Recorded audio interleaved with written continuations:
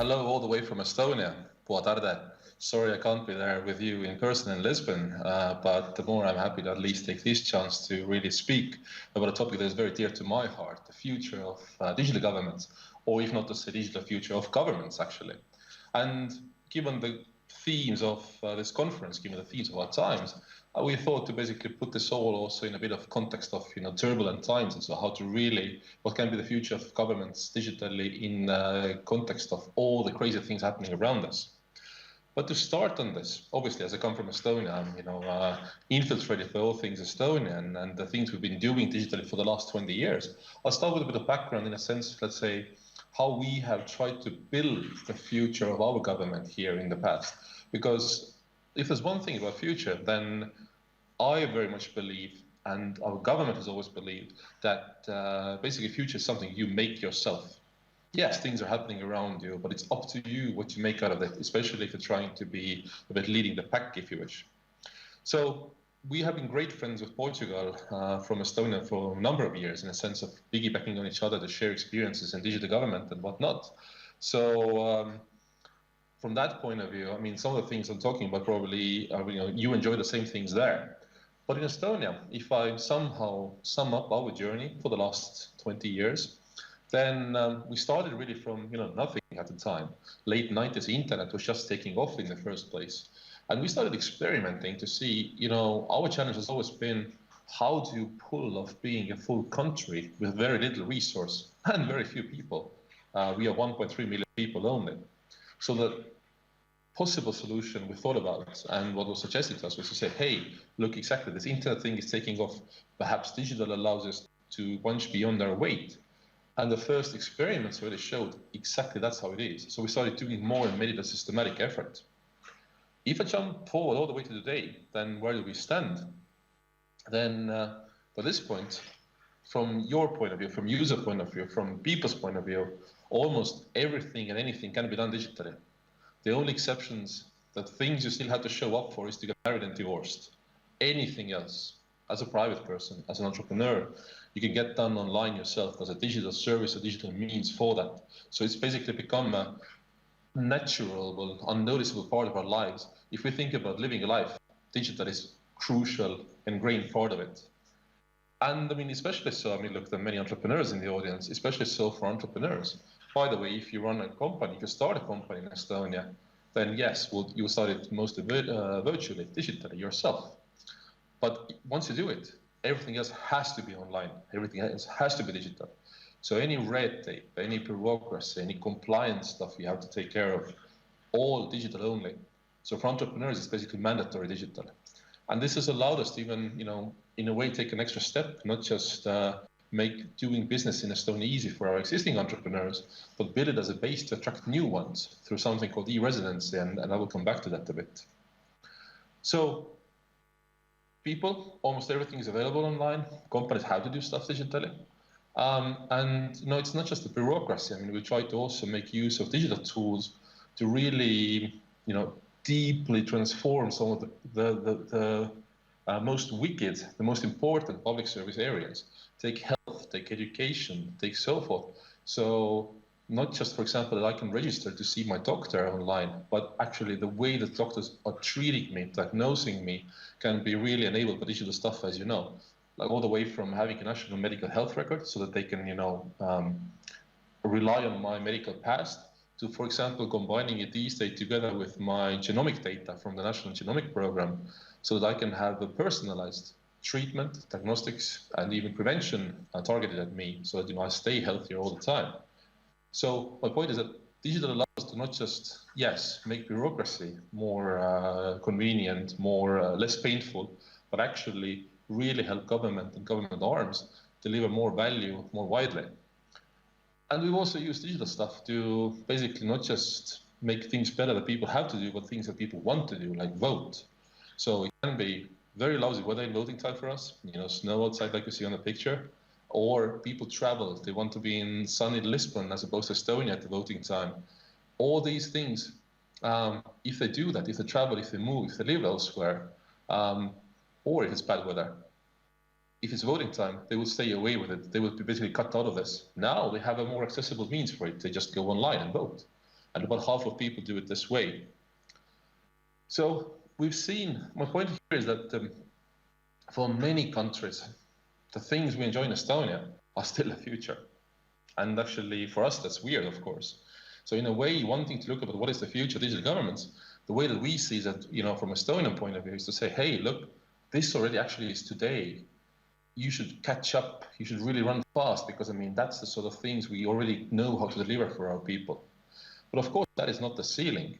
I mean, if we just quickly step, so we don't just stop there. For example, we don't just stop at making government bureaucracy better. If we work on digital governments, for example, we can support the whole ecosystem of tech industry to boom around it. That has happened in Estonia. Building up a digital government, for example, contributed to us having many unicorns in the first place, because it just boosted the overall sort of buzz, the humming of the ecosystem, right?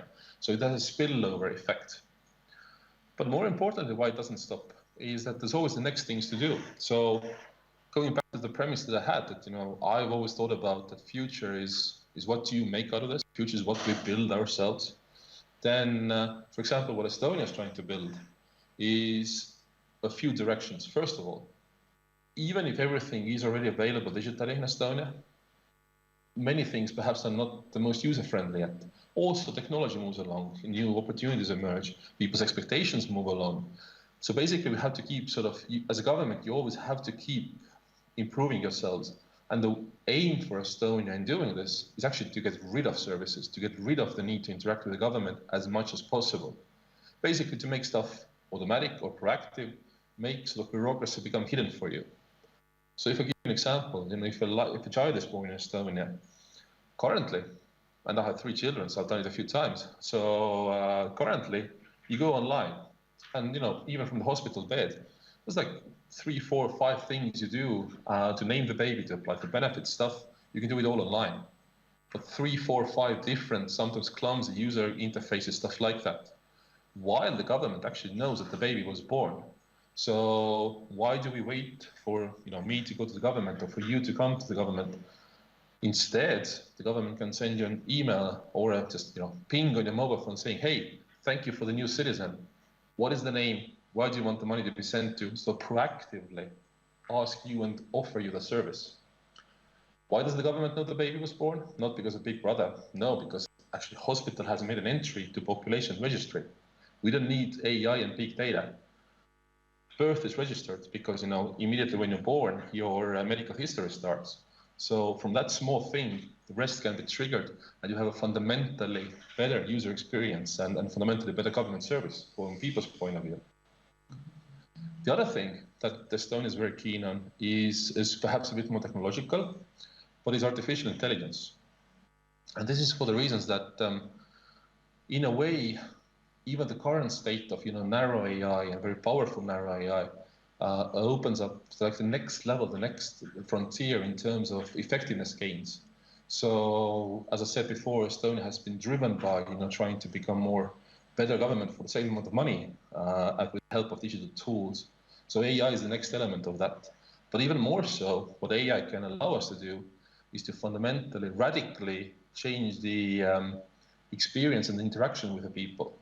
So if so far the interaction is something like, I log into an online portal or I use an app, in the next stage, and I'm not talking future here, this is what is already Estonia is building out live now, the interaction will be through your phone, your car, your fridge, with your voice.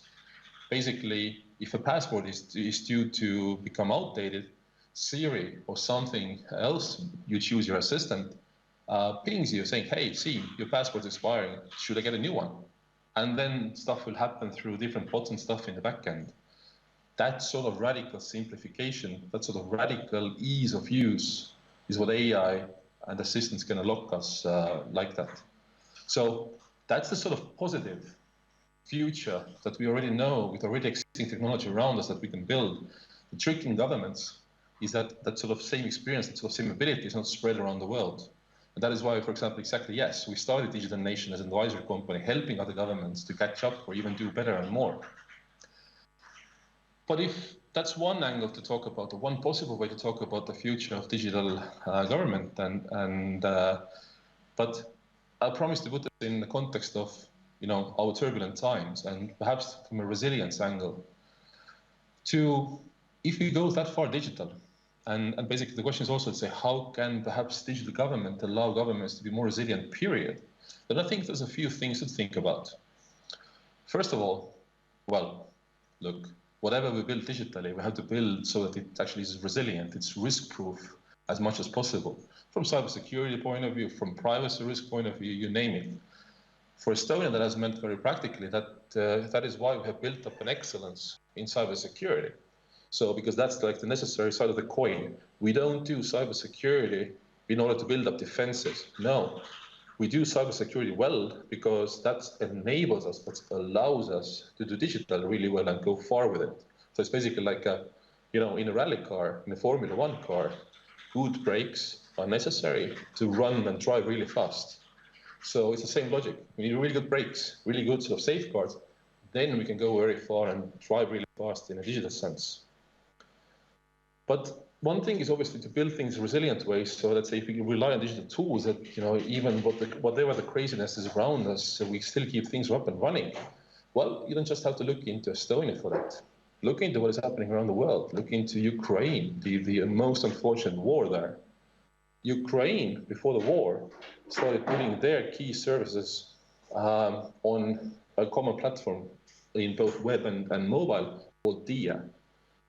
Because of that, two things have happened now when there's war around. First of all, the services never stopped, even if obviously they had to close the agencies, the physical outlets.